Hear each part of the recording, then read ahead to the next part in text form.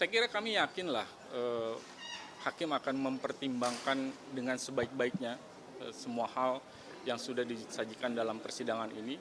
Artinya hakim tentu kami berharap tidak menutup mata hanya pada satu pihak begitu, kemudian meninggalkan pihak yang lain, tapi betul-betul kami berharap bisa berdiri secara objektif dengan sudut pandang yang objektif, mengambil keputusan yang adil bukan hanya untuk masyarakat, bukan hanya untuk korban, tapi juga terdakwa yang tidak boleh juga ditinggalkan. Karena keadilan ini harus keadilan untuk semua, itu prinsipnya. Dan kami masih punya keyakinan bahwa harapan akan keadilan itu seperti disampaikan pada pledoi Pak Ferdisambo, walaupun hanya setitik dan dalam ruang sidang yang cukup sesak, tetapi harapan itu masih ada untuk terdakwa Pak Ferdisambo. Itu saya pikir. Dengan harapan vonisnya adalah apa, Pak? Vonisnya tentu lebih ringan lah daripada Pak yang sudah disampaikan dari tuntutan jaksa gitu. Dan sesuai dengan tadi kami sampaikan di dalam baik pembelaan maupun dalam duplik yang kami sampaikan, ada soal juga tadi pasal 55 ayat 1 ke 2 itu tidak digunakan. Jadi apakah kemudian kita bisa menjatuhkan pidana terhadap seorang pelaku yang tidak didakwakan di dalam surat dakwaan penuntut umum? Secara hukum itu tidak dimungkinkan. Tapi nanti kita lihat bagaimana kemudian hakim akan mengkonstruksikan perkara ini. Sekali lagi harapannya hakim bisa melihat berdasarkan fakta di persidangan, berdasarkan bukti, dan memutus secara adil untuk semua ya, korban, masyarakat, dan juga terdakwa tentu saja. Kalau keadaan psikologis Pak Ferdisambo gimana nih Pak? Apalagi mendekati hari dijatuhkan vonis.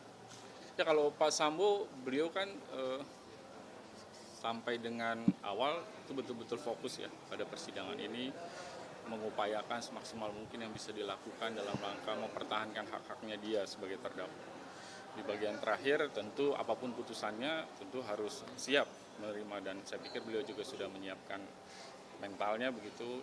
Lebih jauh sebenarnya juga mungkin mereka juga sudah menyiapkan untuk keluarga dan seterusnya. Tapi sekali lagi yang perlu justru bukan dari Pak Ferdisambo, yang perlu adalah kepada kita semua ya, baik media, masyarakat, bagaimana memberi kesempatan kepada hakim supaya bisa ada ruang untuk hakim nanti mempertimbangkan secara jernih.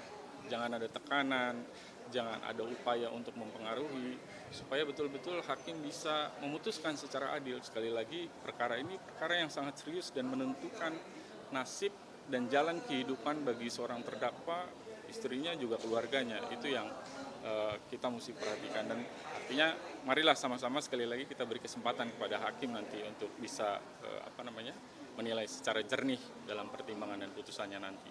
Itu. Sejauh ini ada tekanan memang?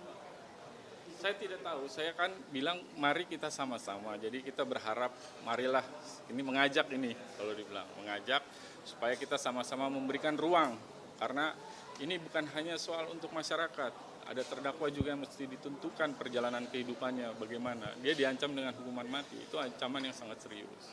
Untuk memutus pidana yang begitu serius, perlu pertimbangan yang masak, perlu kehati-hatian, ya kan? Oleh karena itu mari kita sebagai masyarakat, kita negara hukum, kita beri kesempatan kepada pengadilan, kepada majelis hakim untuk bisa mempertimbangkan dengan jernih, dengan baik, untuk kemudian mengambil putusannya yang adil seperti saya sampaikan tadi.